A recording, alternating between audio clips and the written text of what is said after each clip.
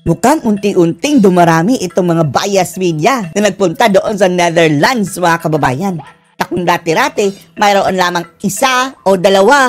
Ngayon, mga kababayan, new characters unlocked. Mayroon mga bagong media na pinapadala ang mainstream media dito sa Pilipinas para mang-intriga. Nakikita kasi nila, mga kababayan, na ang naratiba, mga kababayan, ay hawak na ngayon ng mga vloggers, mga tao dyan, ng mga pro-Duterte sa Netherlands, mga kababayan. At hindi papayag sila dyan, hindi papayag. Kaya pinadala nila ang mga toxic nilang mga reporters, mga kababayan, para manghasik dyan. At isa na nga dito ay etong nag-interview kay VP Inday Sara Duterte na bias media, mga kababayan, na tila pinapalabas pang hampas lupa ang pamilya nitong sina VP Inday Sara Duterte, mga kababayan.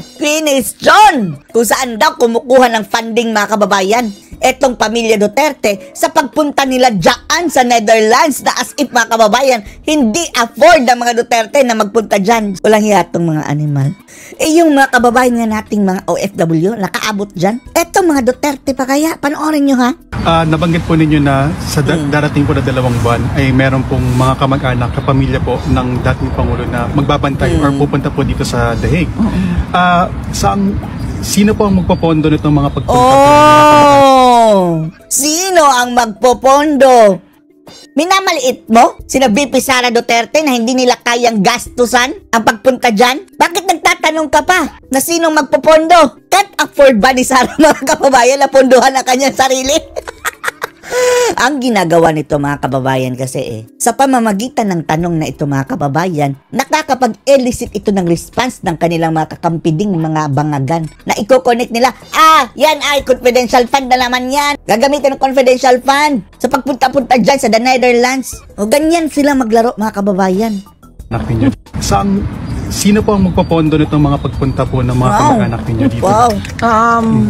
Hindi namin. Nag-react, mga kababayan, yung Pilipino na nandyan. Sinabi, what a question. Grabe, no? Ganyan ka-toxic ang mga bias media, mga kababayan. Pakinggan nyo ang sabi ng OFW, ha? Na nasa background, mga kababayan, na nakikinig lang. Kamag-anak ninyo dito. What a question. Hindi na. What a question. What a question talaga. May napag-usapan yan. Kasi meron namang trabaho lahat. Pati si Kitty, mga kababayan, alam nyo ba? Naging anak yan ng presidente, ha? Pero, mga kababayan, nagbebenta yan ng mga beauty products. Endorser yan. Mayroon din yan mga products. Kumikita na yan, mga kababayan. Hindi yan kagaya ng anak ng mga buhaya na wala mga trabaho, nagpapakasasa lang, mga kababayan, sa pera ng bayan. Itong anak ni mga tatay dugong mayroon itong mga trabaho. Pati yan si Hanilet, negosyante yan Supplier yan ng mga karne, mga kababayan, sa mga malls in Mindanao. Legit. Tapos tinatanong pa kung saan galing ang pera, sinong magpopondo? Si Hanilet ay merong mga negosyo. Mga negosyo, ha? Meron akong trabaho, may sweldo ako, meron din akong other income. Tapos, ang asawa nito, mga kababayan, na si Man Scarpio, mayaman. Sa makatuwid, yung isa pa nga nagpa-impeach sa kanya, mga kababayan, na kongresista, mayroon pang utang sa law firm ni Man Scarpio na 5 million. Hanggang ngayon, hindi pa binabayaran. Ang kapal ng mukha, tapos pumirma ng impeachment kay Sara. Tinatawag ang aking kapatid na si Congressman Pulong ay meron ding trabaho. Si Pulong din, mayaman din yan. Pero din yang mga negosyo, mga kababayan, ang family nan, yung wife. Pero ang yaman nito, mga kababayan, hindi katulad ng mga kawatan, gaya ng mga Marcos, na hidden, sandamakmak na talaga kahit hindi na sila magtrabaho hanggang sa kaupo-apuhan. Ito sa kanila, mga kababayan, afford nila. Pero hindi talaga yung super oligarko.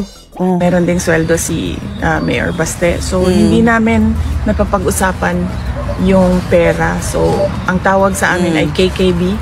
Kanya-kanyang bayad. Akala siguro nila, mga kababayan, na pinopondohan na naman yan ng mga sindikato. Yan ang sabi nila sa mga Duterte, kakampihan ng mga dilawan, mga kababayan. Diba yan ang naratiba ng mga dilaw? Sa kanya-kanyang bayan. Willing kami buong Pilipinas, parang buong mundo tumulong. May pera kami. Yun din po ang napag-usapan. Willing kami buong mundo, ma'am. Napag-usapan na. Sabi ng mga OFW, yung Pilipino, mga kababayan, willing daw sila mag-ambag-ambag ang buong mundo. Pero I don't think tatanggapin yan ng mga Duterte, mga kababayan. Dahil issue na naman yan. Andyan pa naman ang media. Magkakapatid na hindi tumanggap ng donation at hindi humingi Kahit willing pa tayo mga kababayan, hindi yan tatanggap dahil prinsipyo yung mga Duterte. ng tulong. At kung kailangan man magbenta ng mga gamit, ay yun ang gagawin para magkaroon ng financial support sa aming kailangan gawin dito.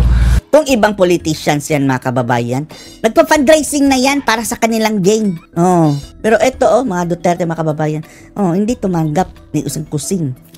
Kahit pa willing tayo mga kababayan, kahit pa willing tayo. And sinabi din niya na Eto mga kababayan, ang mensahe ni Tatay Digong sa sambayan ng Pilipino. lahat ng everything that I did was for my country, whether that statement is acceptable or not. But that is my statement. Everything I did for my country. Yeah, BP, so ang haba ng pag-uusap ninyo, how is he is he taking his medicines properly? Meron bang special nurse na or doctors na tumitingin doon just to make sure that he gets all his medicines? Yes, there is a doctor supervising his medical plan. Earlier this morning, I talked to the doctor, and then I was asked, And then sino ang naglalaba?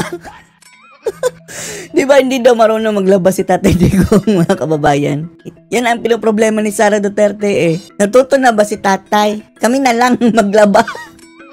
asking if she can explain to me what they are doing, but there's a Wala bang washing machine dyan? ICC naman ang kuripot. Bigyan niyo ng washer dryer. doctor-patient confidentiality about that. So I just asked her just take care of him, and she said that she's doing that, and her visits are frequent with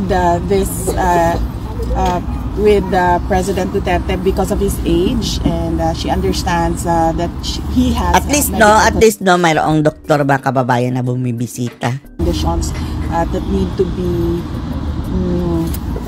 to be monitored. Pero yung mga medicines po niya sa Pilipinas, naiinom naman po niya dito?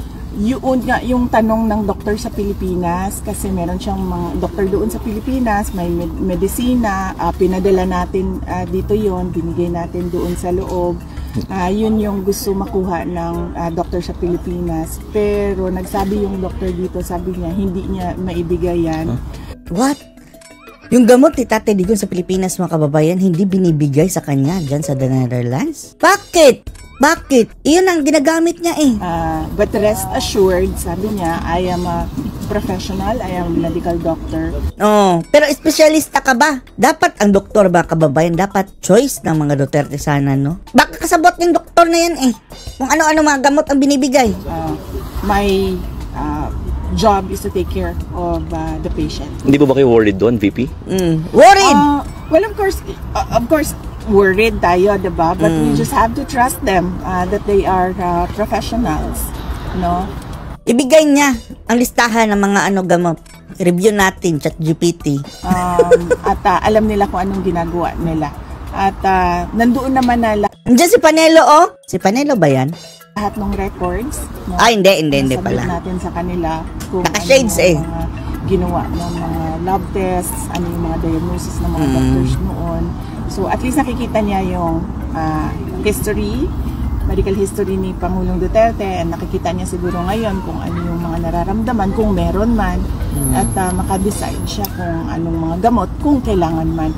But I understand from the lawyers, unlike daw sa Pilipinas at sa Amerika na mahilig magbigay ng gamot ang doktor, dito daw sa Netherlands, hindi daw ganyan. Pero yun na ang nakasanayan ng katawan. Mahirap din mga kababayan na bigla-biglang tatanggalin. Yung doktor. Unless na malala. Yes, very sila. Yes. Antayin pa na lumala. Very conservative sila Conservative. sa gamot. And Itong ICC mga kababayan, napapahamak si Tatay Digong I think siguro maganda din yon, no? Dahil Pero nag-umpisa na Mahirap din nakita ko isang beses din yung doktor na kasama niya si Pangulong Duterte. Nung nag-request ako ng wheelchair, nagsabi yung nurse na ay hindi pwede kasi kailangan niya maglakad. And sabi ng doctor, you need to use your muscles. So ganun sila dito. Hindi tulad sa atin, no, na parang Gamot. pag masakit ang ulo, diretso tayo inom ng Gamot. paracetamol. So, Yan naman talaga. hindi ganyan, dito. So, we just have to trust Sige, that, sige. Siguraduhin nyo lang ay sisi ha, na healthy yan si Tatay Digong. healthcare programs and then their professionalism. Anong masasabi nyo dito mga kababayan? Post your comments below.